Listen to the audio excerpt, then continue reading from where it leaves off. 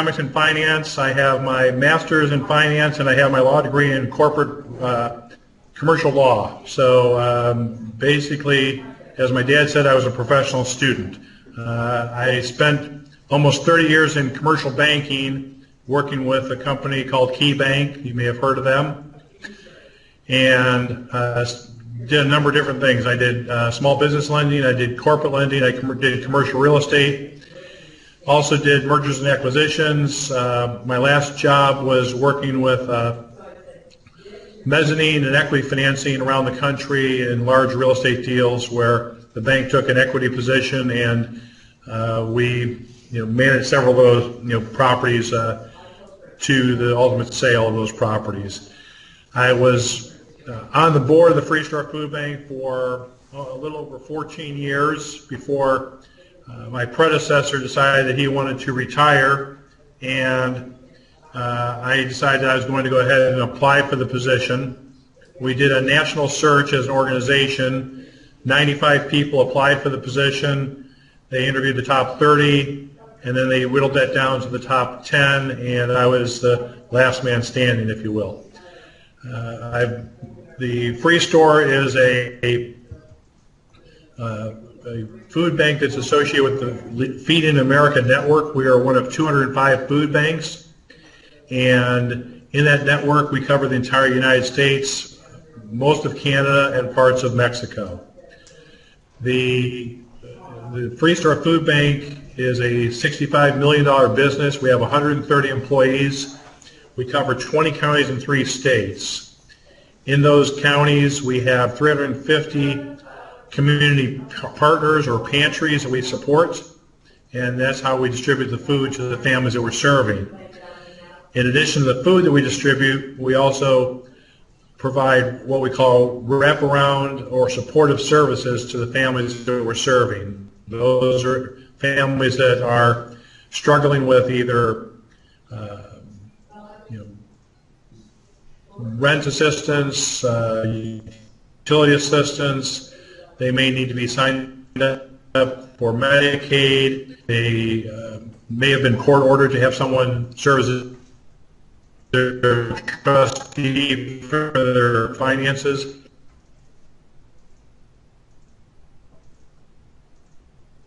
Those are a number of the things that we do.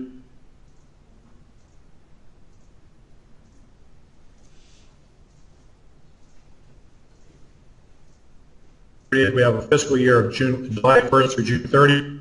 Kurt, can you hear me?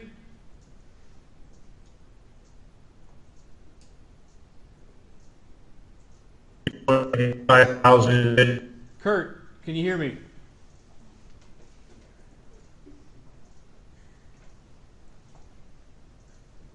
Charity Navigator, and we are a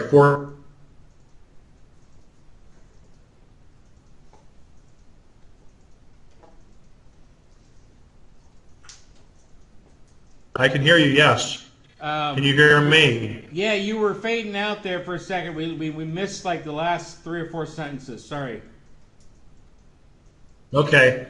I was just saying that we are, we've been rated by Charity Navigator, and Charity Navigator is the main rating agency for nonprofit organizations, and we're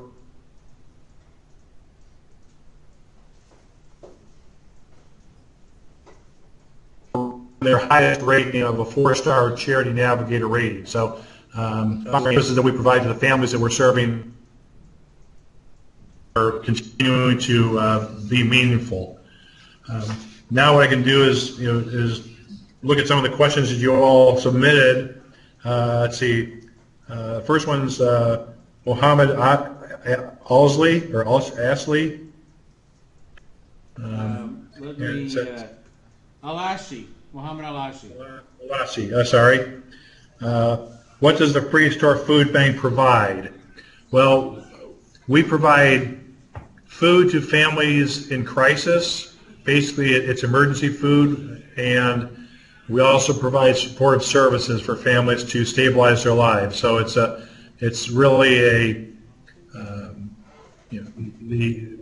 we meet with the families, we talk about what their needs are, and typically for a typical family, we will see a typical family 5 times throughout the year. We'll see them as a result of an emergency situation, what they call an economic shock, where the families will have a car breakdown, or a child gets sick, or the utility bills are out of sight, and they spend the money they would have spent on food on those items, and that's what brings them to our doorstep to one of our pantries. So we provide the food for them to stabilize themselves, and then also provide some of the wraparound services to give them the support that they need. Faisal Abdullah Arabi. Faisal Arabi. Okay. What are the benefits of nonprofit business? Well, part of the benefit of being a nonprofit business is that you're doing it more for the passion that you have for the organization, for the families that you're serving. It's more of a mission for yourself as far as what you're doing, as opposed to trying to make a dollar, make a buck. Now, in the nonprofit sector, what I tell my people is that we're nonprofit based on the tax code. So we're a 501c3 organization according to the IRS. But the reality is that we try to make a profit on the things that we do, such as our Cooks program and some of the services that we provide, because we get reimbursed through either nonprofit grants from foundations or through government reimbursement. So the benefit of being a nonprofit is that we can go out and take sort of different risks, if you will, in the business world that you wouldn't otherwise take for a for-profit world. For example, we've been running a culinary training program called Cincinnati Cooks for almost 17 years, or individuals how to get jobs in the culinary industry. We just opened up a new workforce development training program called LIFT, and LIFT is basically a logistics and warehouse training program where we provide support to families and get them jobs in the warehouse and logistics industry. So we're probably able to take a little bit more risks on the nonprofit sector than what you would in the for-profit sector. Naif Hamad, what are the career paths in this department or company? We have, as I said, we have 130 employees. We have social workers that are in our organization. We have CDL truck drivers. We have warehouse workers or supply side folks that are working in supply side management. We have professional fundraisers. We have, as I said, instructors in our Cooks program, instructors in our LIFT program. We have folk in communications area, communications and public relations. We have folks that we have a chief financial officer, an accountant, a controller. We have a chief operating officer that does a lot of the day-to-day program analysis. So there's a number of different types of skills that are used in our organization that, like in our development area, folks that have sales skills or relationship building skills are pretty good people to be raising money for our organization. Of the $65 million budget that we have, about $16 million of it is cash raised that we raised on an annual basis. The rest of the funds, or the rest of the revenue comes from in-kind donations, Procter & Gamble. So there's a number of different career opportunities there with the organization, and we try to set up career paths for all the team members that we have. Let's see. One question here is, how did you start your career? In the banking world, I started off at the ground floor. I was basically doing residential lending and escrow closings. So I was doing a lot of I did bankruptcy and foreclosure work originally as well. So there's a number of things I did with both my finance degree as well as my law degree, and then moved on to bigger, larger commercial real estate deals and commercial banking type deals. But I think the one thing that resonated with me moving from the bank to the food bank was that I was helping people, and it allowed me to really give back to the communities that have given me so much. Let's see. Question here from Vanessa. It says, what is the best way to build your client relationships? Well, that was one thing that we tried to really do when I came to the Free Store in this role about 6.5 years ago. We really tried to take a page out of my banking and relationship management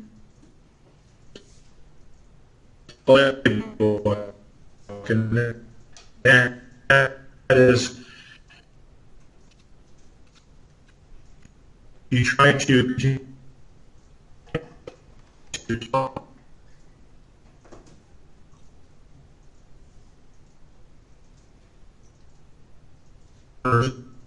so good. You have to try to let them know the impact their donation they were serving. So that's building the relationship really deals with trying to keep them informed, like with any other kind of bit, letting them know the impact that their dollars have had on the work that you're doing, and then letting them know where are obstacles, where there are pitfalls, and where they can help us out. Because a lot of times, especially in the nonprofit sector, there's a lot of work that's done on what's called advocacy.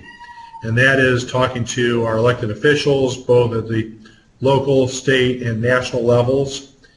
If you've seen anything about the Supplemental Nutrition Assistance Program, or SNAP, otherwise known as food stamps, there's a lot of discussion about how that's changing, how the government's trying to make those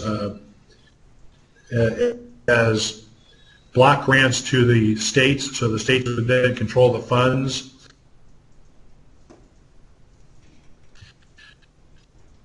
So we're trying to work with them, try to make sure that the families that we're serving are benefited by whatever changes they make. So part of the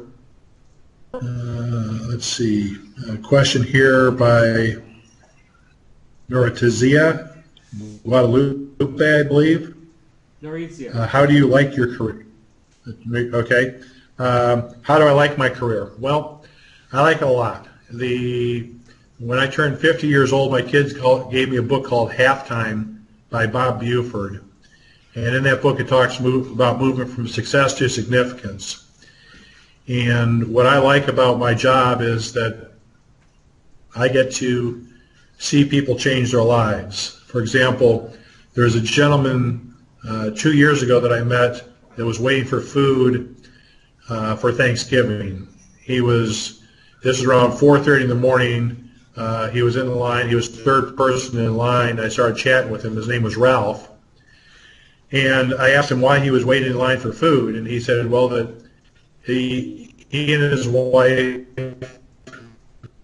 had been surviving pretty well on their own income, on his pension from the Army, but that his daughter and their kids came with them. So with 4 additional mouths to feed, he wasn't really able to make ends meet. So he was in there waiting for food and for Thanksgiving. When I finally realized what he had done in the Army, he was a cook in the Army. He said that while he liked that, he didn't think that we could teach an old dog new tricks. He was 68 years old, and he didn't think anybody was going to give him a job. Well, I told him that he should let us worry about that, and that we'd love to have him come into our cooks program. Well, when we started the next class, he was there front and center, waving my business card at me, telling me that he was waiting to see whether or not we could teach an old dog new tricks. Ralph ended up, 8 weeks into our 10-week program, getting a job, and he was working for another nonprofit here in town, which is called Talbert House. And what he was going to be doing was he was going to be the kitchen manager for one of their halfway homes for returning veterans that were coming back home. They were suffering from PTSD. So he had pretty much gone full circle, but that's one of the reasons why I love what I do, work and raise a family. Let's see. David asks, as far as being involved in both nonprofit and for-profit sectors, which would you suggest for someone who wants to build a long-lasting organization that will be sustainable?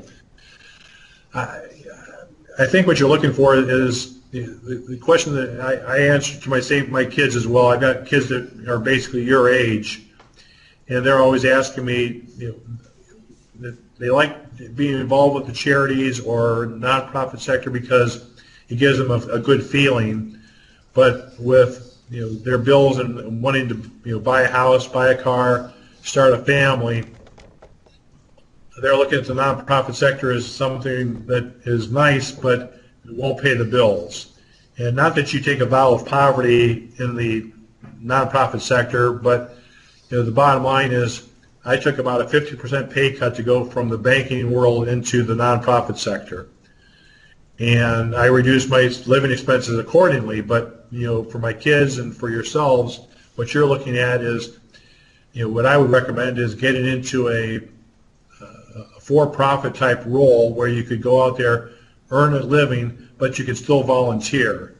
That way you can see through your volunteer efforts the impact that you're going to have in the community, but also you're going to find out whether or not you really enjoy doing some things in the nonprofit world.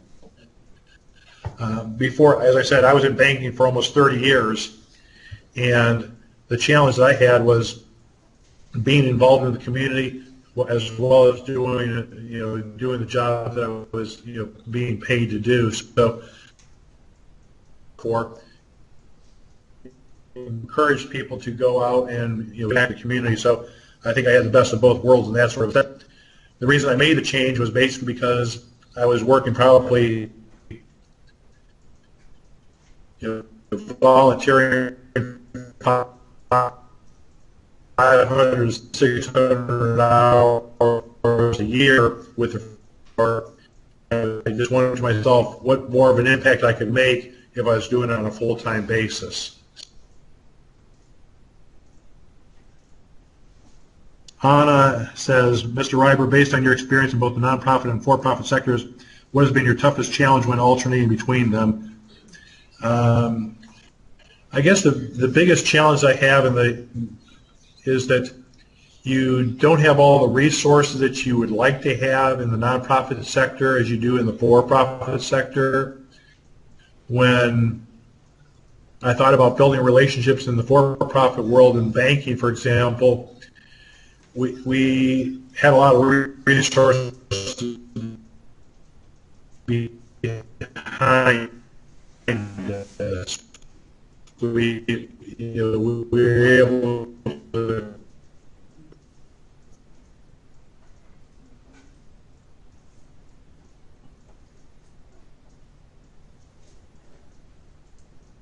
to leverage our assets in order to do additional outreach. In the nonprofit sector, right now, for example, we're looking at building a new building. Well, before I would build a new building in the nonprofit sector, I have to go out and raise the money first, do what we call a capital campaign.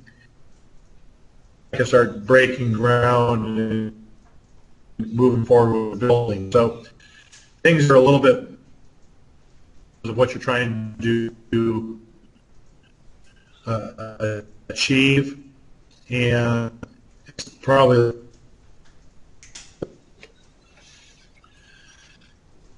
let's see, David Gerardo. Okay. I would say that I've truly been pretty blessed in terms of my career. While I was in banking, I continued to move up the career ladder quite a bit. Had 16 different jobs within the organization that I was part of. I think the challenge that I face are probably more of the goals and objectives I set for myself, and trying to be better each and every day.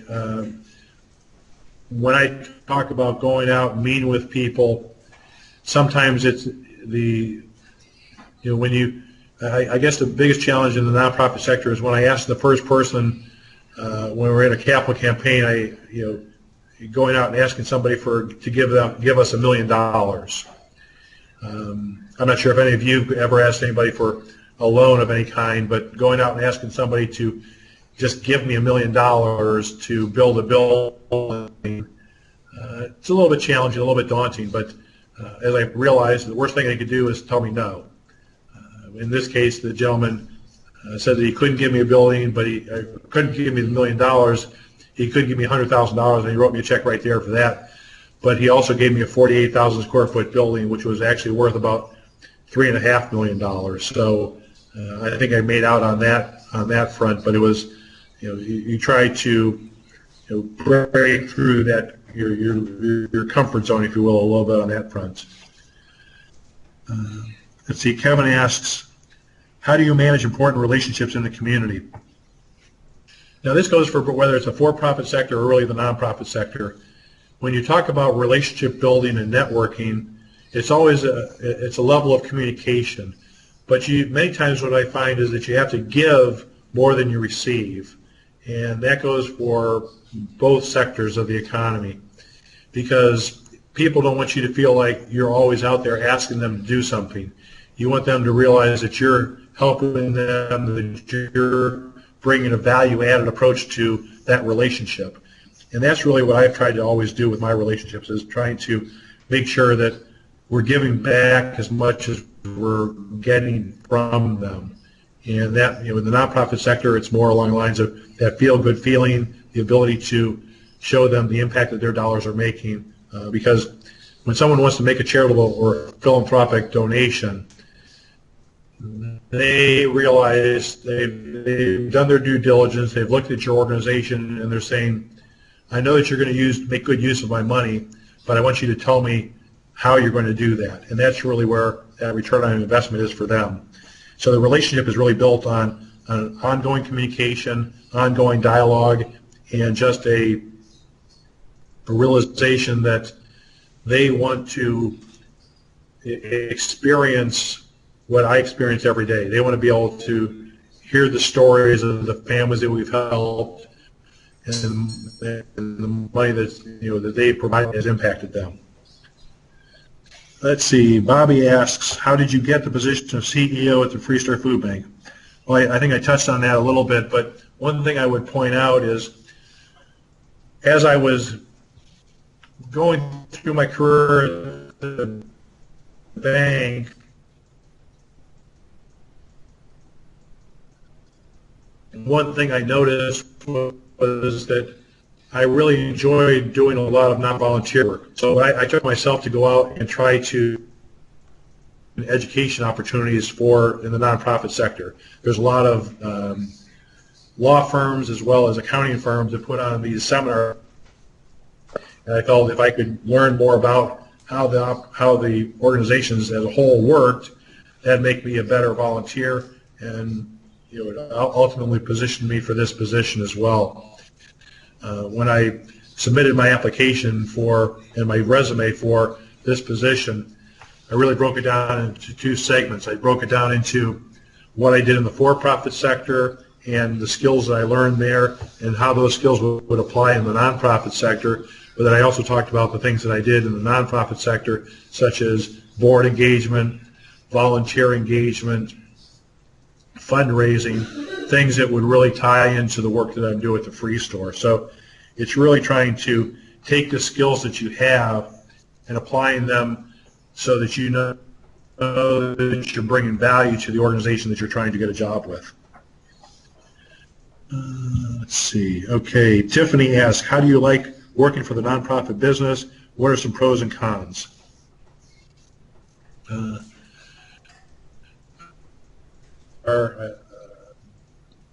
Things like you're working with everybody, the individuals that are on part of my team are all working for the common goal. They're all working for the mission. They're all working for the families that we're serving. So that's a real good feeling every time everybody's pulling in the same direction. Sometimes in the for-profit sector, you have departments or groups within lines of business within the organization that are they're at odds with each other, and sometimes they don't play well together, as they say. So I would say, the pro in the nonprofit sector is basically having everybody work towards the same common goal. I think one of the cons is basically that, as I said, you don't have as many resources available to you as you'd like, and sometimes things move a little bit more slowly in the nonprofit sector than you would like them to happen, the way they happen in the for-profit sector. In the for-profit sector, if you wanted to hire somebody, you go out and hire them. In the nonprofit sector, you have to build a case as to why you want to bring on some additional team members, and that's really a challenge at times. You know that it's going to pay dividends for you, but sometimes it's tough developing that case for it. Let's see. Charles says, is there barriers in working for a nonprofit? Taxes, do's and don'ts, barriers to salaries and wages when hiring? Well, I think a lot of times people look at the nonprofit sector and they say, well, you shouldn't get paid X number of dollars. You shouldn't get paid what we're making in the for-profit sector.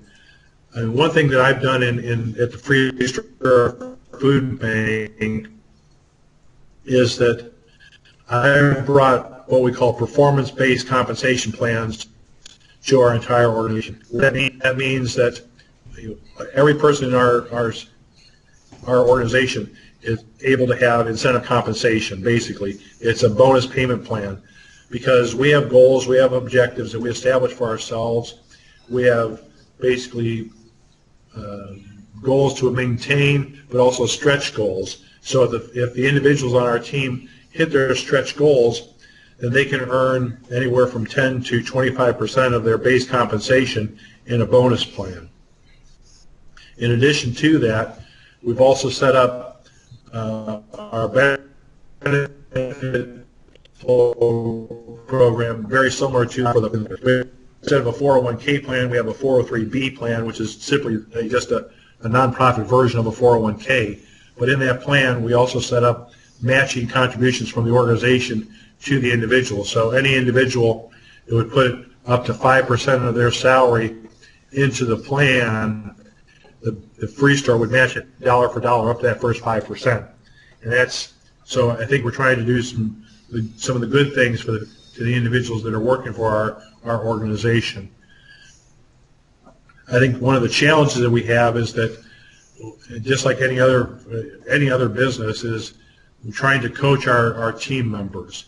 I try to make sure that the directors and the vice presidents in our organization are spending time doing professional development and career pathing for each of our team members, because they want to see not only how their job impacts our strategic plan, but also they want to know how they can grow within the organization, or what other opportunities they're going to have for themselves.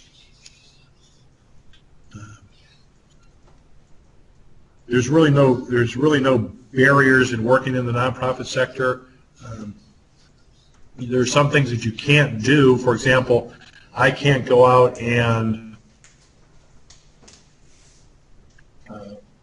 I have to be very apolitical during the elections and things like that. I can't go out advocate for a specific party. I can't advocate for a specific candidate. Or I could possibly lose my nonprofit status with the IRS. So those are some things that you have some limitations, but it's really not that big of a deal when you come to think of it, because what we're really advocating for is we're advocating for the families that we're serving. Let's see. Is it Michael? Is it Rito? It said, did you start the company Free Store Food Bank? No, I did. I'm the fourth CEO of the organization. We've been in existence since 1971. But the gentleman that started our organization was a gentleman by the name of Frank Gerson. And Frank used to work on the incinerator line for the city of Cincinnati. And for those of you that aren't familiar with that, before there were landfills, a lot of cities, metropolitan cities, would burn their trash. That doesn't sound too good for the economy, or for the environment, but that's what they did. Well, Frank worked on the incinerator line, and he would find things on the line that shouldn't be burned, that he thought they could pull them off to the side at his station, and then every night after his shift, he would take them home to his one-bedroom apartment, until his wife Connie basically said, Frank, you got to get that stuff out of here. So his landlord allowed him to take all that stuff up to the third floor attic, and he opened up what at 2 o'clock in the afternoon, and people could come up, get the things they needed, a lamp, a table, a chair, but drop off anything they didn't want to use. So that's how we started with the free store portion of what we do. The food bank component came along a little bit later, where we started working with the U.S. Department of Agriculture, as well as some of the food to families that were in need.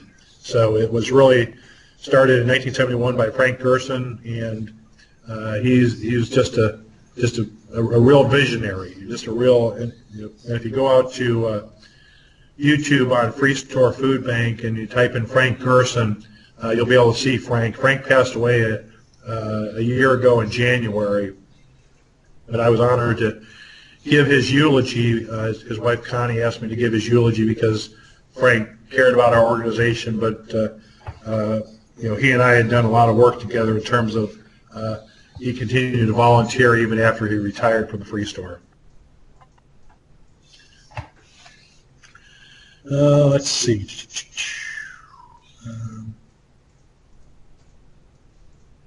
Okay, Chad Russell, I think, says, is there anything you would have done differently in your path to your career goal? I probably would have worked harder when I was playing football and maybe made it into the NFL, but other than that, yeah, my wife's laughing now at me. But no, I think career-wise,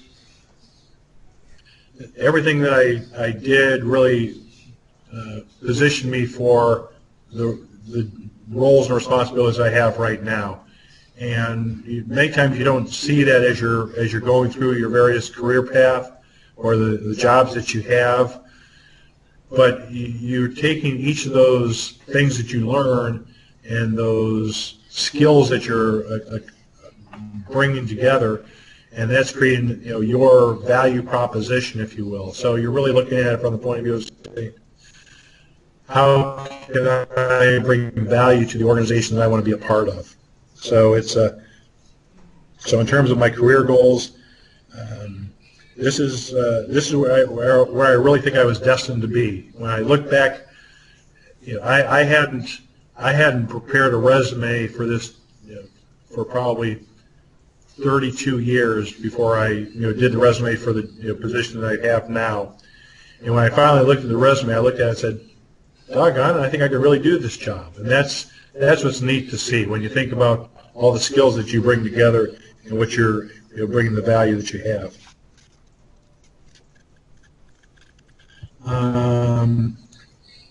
Selena asks, being the president of the Free Store Food Bank, were you able to help state We are part, as I said, we're part of the Feeding America network, so there are 205 food banks across the entire U.S., Canada, and Mexico. And we have emergency assistance programs for all of the food banks that we serve. So when someone, for example, when Houston was hit by the hurricane, we were able to send 2 truckloads of basically water, some snack food items, as well as some cleaning supplies for the families that were impacted by the hurricane. The same thing we do in Puerto Rico right now as well. Basically what we do is that when we have excess supplies, we're able to send those off through the Feeding America network in order to get them to the places that are mostly impacted by these terrible storms and natural disasters. We tend to we primarily deal with everything in the U.S., Canada, and Mexico. We don't go overseas. We leave that to folks like the Red Cross and some other organizations that do more international outreach. We're more based right within the North American continent. What led you to pursue, let's see, this is Gracie. What led you to pursue a position with Free Star Food Bank? Was it internally motivated, externally motivated, or both? I would say, as I said, it was sort of a combination of both. I looked at the impact that I was making based on the time that I was spending as a volunteer, and I really wanted to see whether or not I could make a bigger impact. When my first year that I was here at the Free Store, we distributed enough food and services to provide for 7.5 million meals.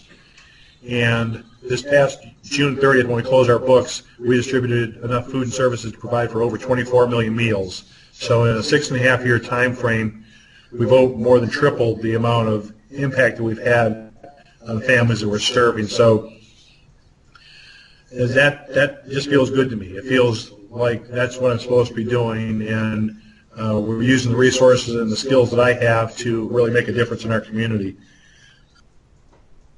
And quite honestly, in the banking world, when I left banking, it wasn't as much fun as it was before when I first started banking.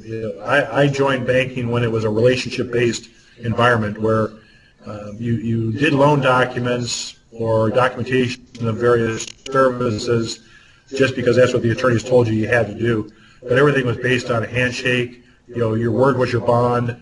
And that's not the case anymore. I think a lot of times people look at that in the banking world at least, and it's very transactional. It's not as relationship based as it used to be, which I found a lot of pride in the fact that I had some very good relationships that I knew would always be there, and the relationship was built on the fact that I was providing them a value and they were providing me a value, and there was everybody was winning in the situation as opposed to someone taking advantage of a situation, which is what tends to be more of the case right now in today's environment.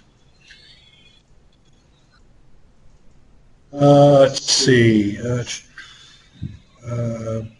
Graham says, over the 34 years of work experience you have, what path took you towards the Free Star Food Bank? What pushed you from for-profit to nonprofit? Once again, Graham, I think it's the wanting to do something for our community, wanting to be more of an impact area, and trying to make a difference in our community. I've been blessed with a lot of personal success, and now I'm trying to use that personal success to make a difference in other people's lives. There's something about seeing a person graduate from our Cooks program who's spent probably half their life in prison, and they're thanking me because I helped them turn their life around.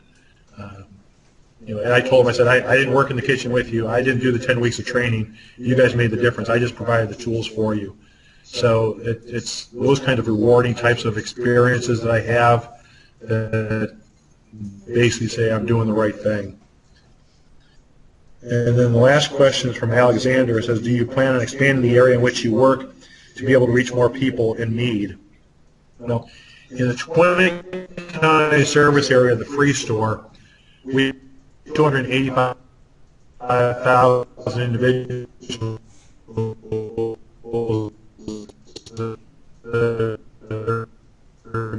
dealing with food insecurity. What that means is they don't know where their next meal is coming from. About 100,000 of those are kids. Now we are only meeting about half the need of that entire population. So when I said that we distributed about 24 million meals, the overall gap in that territory that we're covering, that's where we have the challenge. Is trying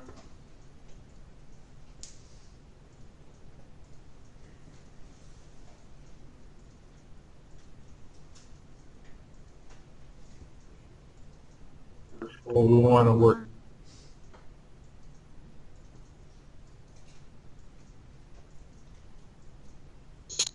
smarter. So I think the challenge there is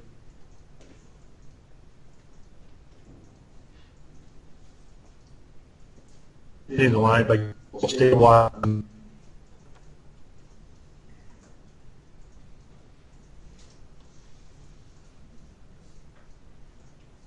food banks that we work with are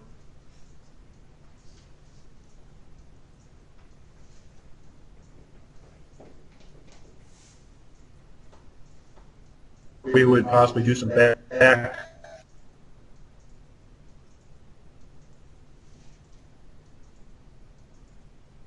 office work for them so they don't have to have a finance team or an HR team, and we would do that work for them so that it's feeding people. So while it wouldn't be a merger, it would be more of a member.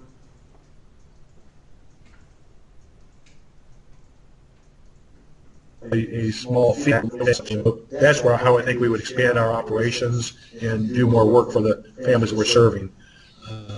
As I said, we just started up a new workforce development initiative, and in the 17-year history of our Cooks program, we've graduated about 1,800 students, and they also prepare meals for our kids' cafe sites as part of their training. So they prepare 1,000 meals a day.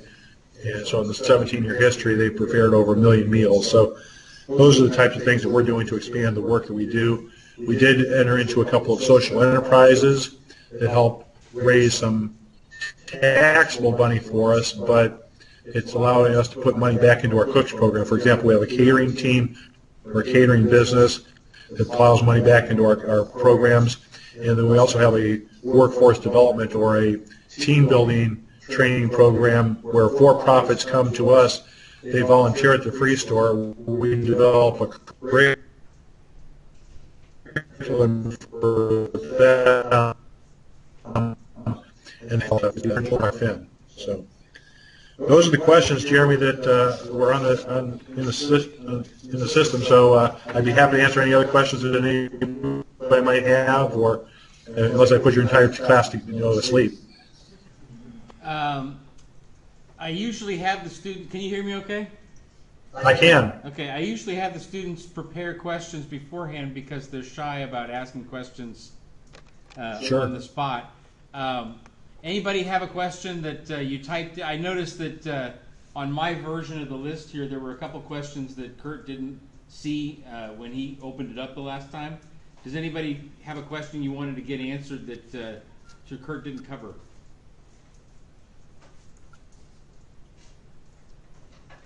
Okay, I don't. Yes, here. Hang on one second. I was just going to ask how he got it. Why did he choose the food bank? All right. Well, that's great. Well, Jeremy, one thing I tell your entire class is. Go ahead, Kurt. I'm sorry. Could you repeat that? You're gonna have to speak. Just tell you. Go ahead, speak loudly, and then I'll repeat it for Kurt. What made you choose the food bank as a nonprofit rather than like helping kids or any other type of nonprofit that exists? Kurt, did you hear that? Sure.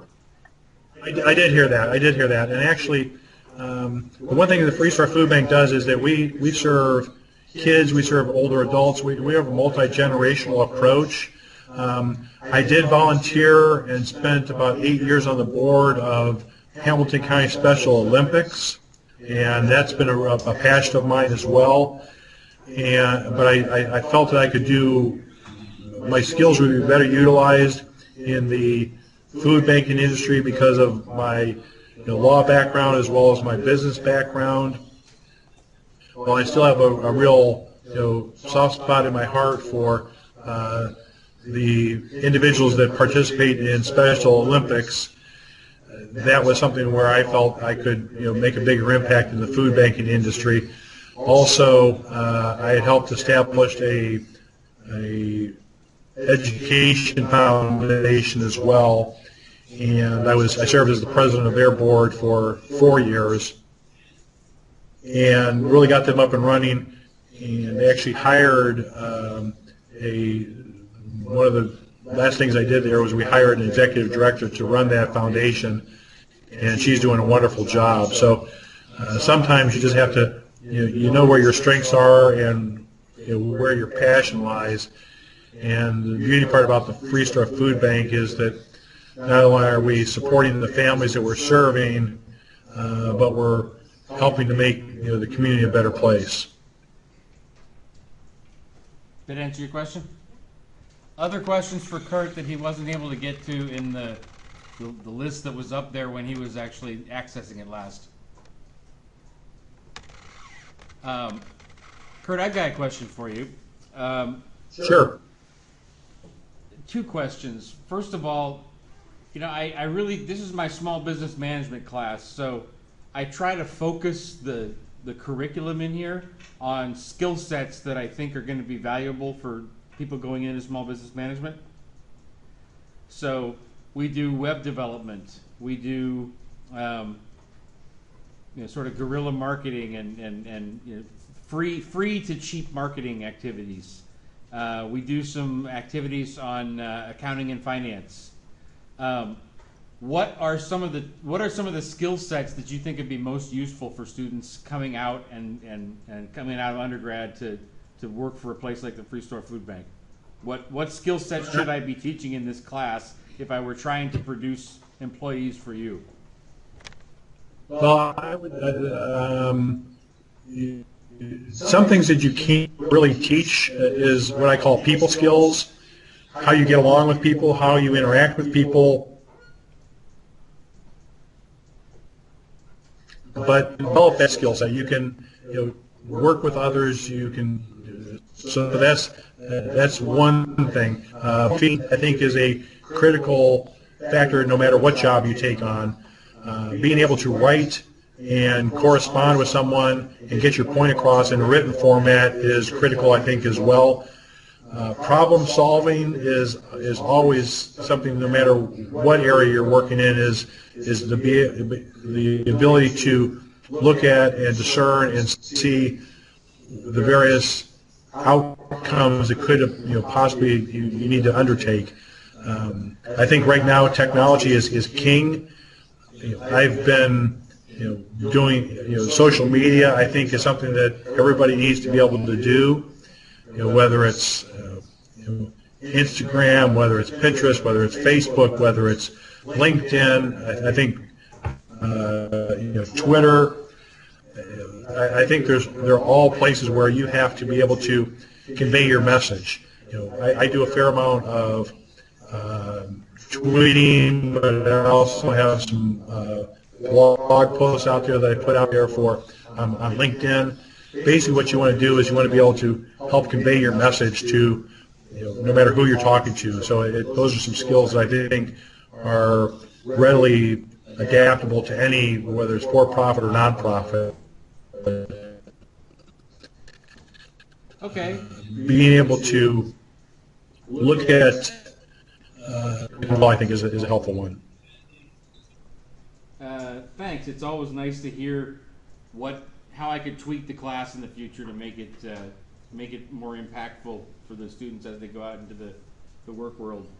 I think the other question I would have is I try and focus the homework in this class around projects that the students are doing for small businesses. So a lot of these projects are focused in one way or another on doing marketing outreach for small businesses. And I really like to focus on deliverable accomplishments in these projects so that the students can really say, hey, over the course of the semester, I was able to reach out to 20 new customers, or I was able to, we were able to find two new customers for approximately $5,000 worth of additional revenue. What kinds of accomplishments would be impressive to you if you're looking at a student resume coming out of a class like this? Well, I think one thing that you want to make sure that you're doing is that I think the ability to show sort of the direct impact between what you did and what the outcome was. Many times, even if you're working in a group, you want to have some individuality in the project, so you know that these are some of the things I was responsible for. But I think in terms of what you want to be able to show and display is you want to say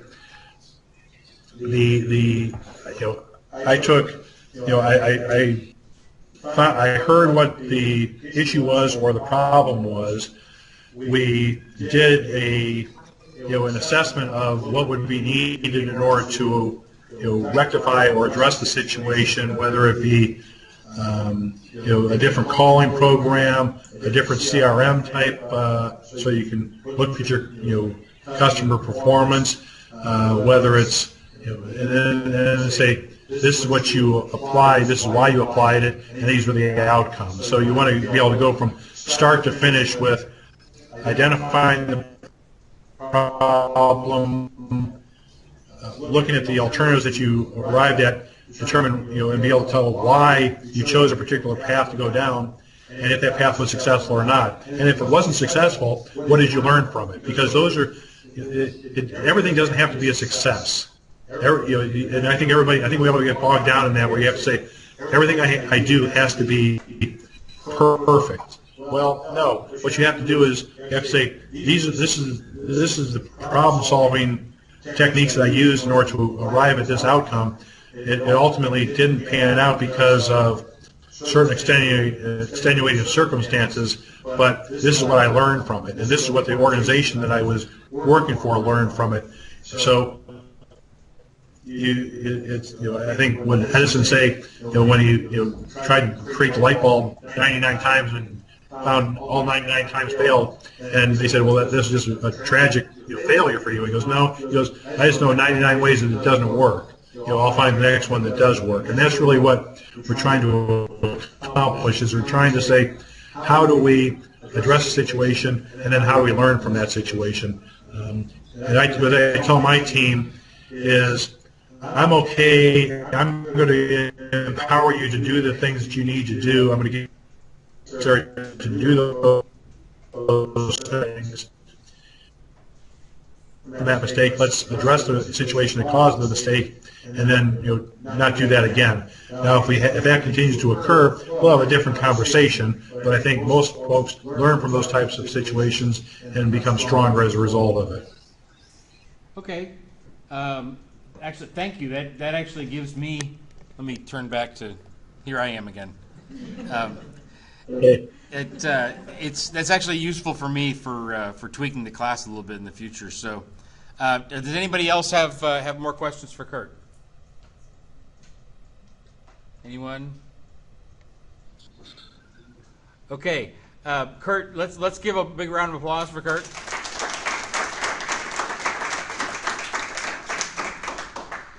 As always, Kurt, thank you very much for taking some time out to talk with us. Hey, my pleasure, Jeremy. Good luck with your class, and wish them all the best. Thanks. Talk to you later. Yeah. Bye now. Okay.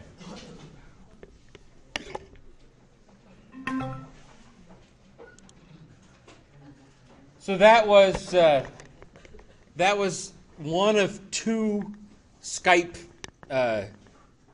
speakers we're going to have. The one on Thursday is going to be live, so we won't have the same connection problems. And I think I think part of the problem was Kurt's on Kurt's end, so it may be that my friend Todd, when he talks to us, has a better connection too. So we'll see. Anyway, thanks, guys. I'll see you on Thursday.